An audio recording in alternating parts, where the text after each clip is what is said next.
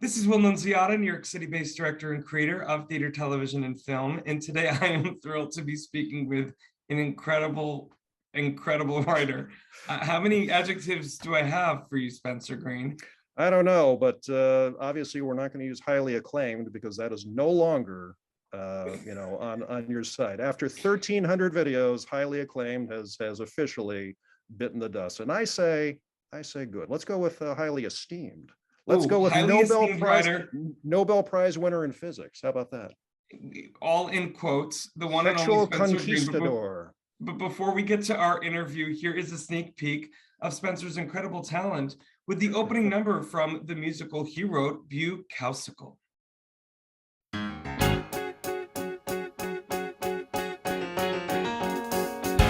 Who was Charles Bukowski? What was Charles Bukowski?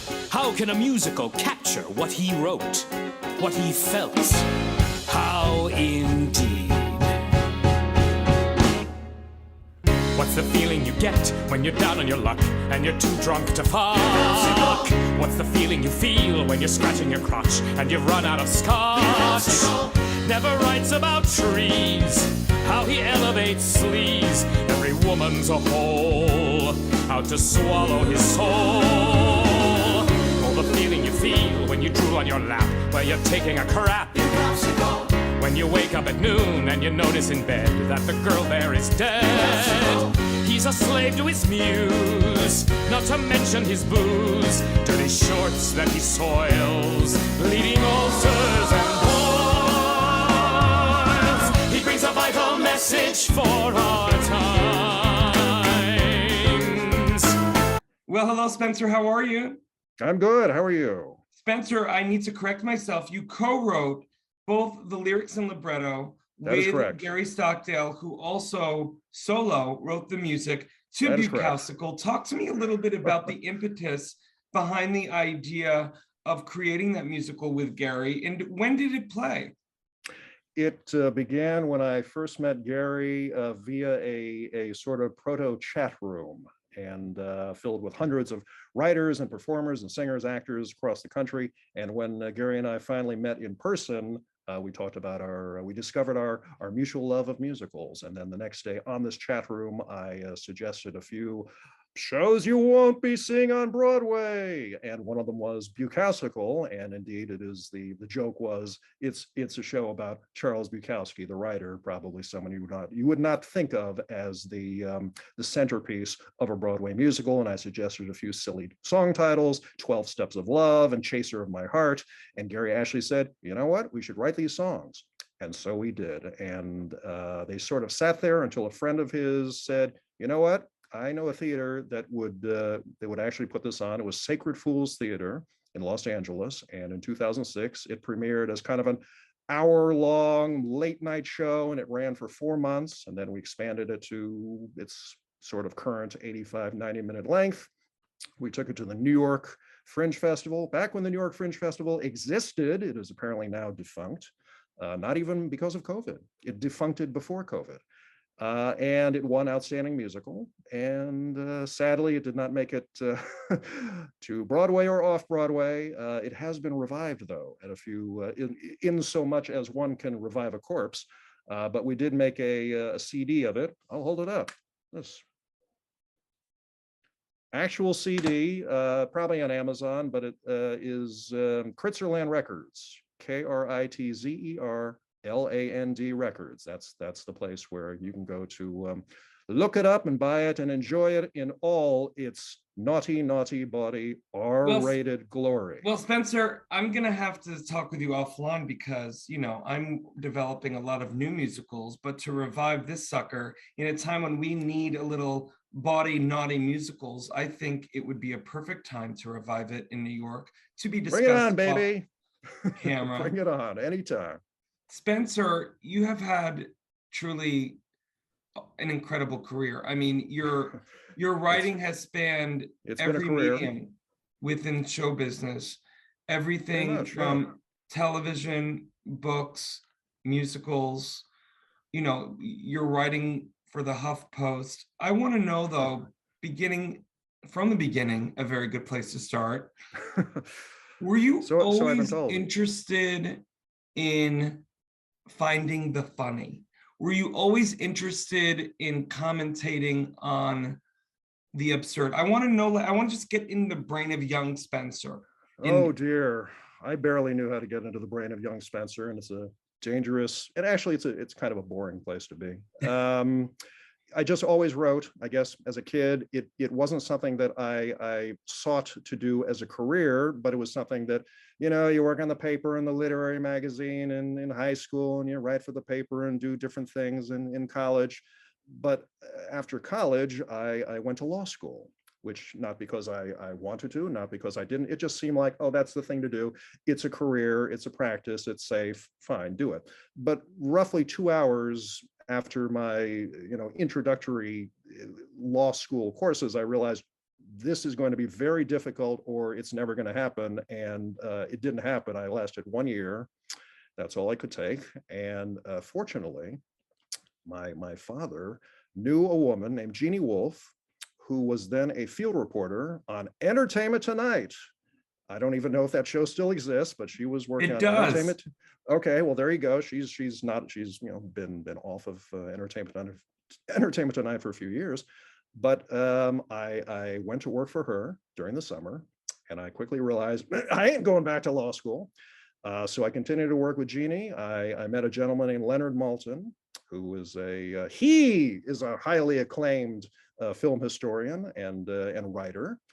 And I have actually continued to work with him to this day. My longest running gig has been working with Leonard on his various video guides and books and all sorts of things, although the actual movie guide that he did for more than, I believe it's 45 years, stopped publication in 2015 or 16 because of, you know, the internets. I want to know. I want to know, Spencer. Sorry. No, you're fine. I want to know Okay. how, because it was a favorite, one of my favorite sitcoms, working on sitcom. It's a variety show. A sketch comedy show. Sketch comedy show. Every one of my friends were watching SNL on NBC. Yeah. And I was turning to Fox and watching Mad TV. How of course, because you were right and correct, and everyone else, all your friends, were fools for watching. I was the one in elementary school doing Stuart, don't tell him why he can't touch that. I don't want to touch that. Or what's her name? Was it Lorraine who went? These now see, and this is dating me. I was on for the first 3 years, so the characters you mentioned, I had nothing to do with. But before, sorry to disappoint you. I should have lied and just said, Stuart, I created that. I created every great character. You are no longer esteemed, Spencer. Damn, I'm just esteemed. I'm not highly esteemed, or I'm moderately esteemed. I'm semi-acclaimed. Yeah. So the first 3 years, and I'm trying to think of the most. And most of the sketches that I wrote on that show were with a woman named then Mary Elizabeth Williams. She is now Mary Villano because she's married. But we wrote all of our things together. We pitched different ideas, but we wrote everything together. And probably the most notable thing we did was a silly sketch with Deborah Wilson and Artie Lang called That's My White Mama, in which a white guy is possessed by the spirit of a black woman. Hey, and I think her catchphrase, and I think Artie came up with this one, don't make me break my foot off in your ass. So there you go, my contribution to culture. And I came up with an idea that was animated by a very brilliant artist named Corky Quakenbush. That is his actual name, Corky Quakenbush, and he did stop motion animation. And my idea, which Mary and I wrote, was called Raging Rudolph, and it was a parody of all the Rankin Bass, Frosty the Snowman, and Rudolph the Red-Nosed Reindeer. And basically, it was Rankin Bass meets Martin Scorsese. And you know, you can look that up on YouTube. Well, I want to let the audience know that I'm going to be putting the clip right below this video. Okay, that one's fun. That's a good one. That exact sketch, dare I say. It's those visual aids like in showbiz and the ad world. I'm a veritable Don Draper is what I am. Exactly. Only without looks and talent. But hey. I'm still highly acclaimed though. Yes. but still somewhat acclaimed by the end of this interview. Listen, you are We've reached incredibly somewhat, funny. now it's mildly, now it's it ebb and flows like all of our lives and careers. Yes. Spencer, you're incredibly funny. I truly could talk with you for a while. I want to let the audience know, not forever, just a while. A few more minutes. Yeah. I want to let everyone know for more on the amazing Spencer Green. You can read more about him right below this video. Spencer, seriously, how have you been able to kind of, keep your creative juices flowing throughout this time? It's actually been, I won't say it's a boon, but when you at a certain point, you sort of get used to writing on your own and discovering, what avenues are out there and, adapt or die. Right. And when you dive into the wonderful world of freelancing, you have to discover the networks that are there in order to do things with other people. For example, a writing partner of mine named Lisa Marie Stetler, she's a producer. She produced the animated film Ferdinand. She and I have been working on different things with a German director. So we have Zooms that go, she's in the Palisades, I'm in Sherman Oaks, California, and Jan is sometimes in Munich, sometimes he's in London, sometimes he's in Los Angeles, and you just work this way. And I've been writing, pilots and screenplays for people whom I have never met except on the magic computer pictures. And, it's interesting. And sometimes you get assigned things that there are no explanations for. Sometimes you write, okay, this is a pilot. I know how to clean up a pilot. That's fine. And other things, this is for something that's going to be performed live with recordings in a hotel in the woods somewhere. Okay, sure. And you're like, why not? As long as the check clears.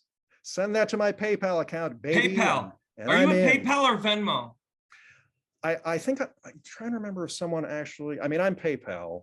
Venmo, oh, there's something else that Zelle. Zelle. Yes, someone paid me through Zelle. So this stuff to me 3 years ago would have been inconceivable. I actually knew Zoom before Zoom became all the rage with the kids, because Gary and I were in an online workshop, a musical workshop about 4 or 5 years ago, and it used Zoom. And it was very interesting because here are people all across the United States, and look, they're in their little boxes. You're so right. When everybody started doing Zoom, around COVID time, for the first time in my life, my technologically stunted, Amish Mennonite life, I was able to say, Zoom, I've done that. Yeah, you were ahead of the game. Well, listen, Spencer, I'm excited you're coming on board this incredible new social media app, but also I'm excited this is fun. This is interesting.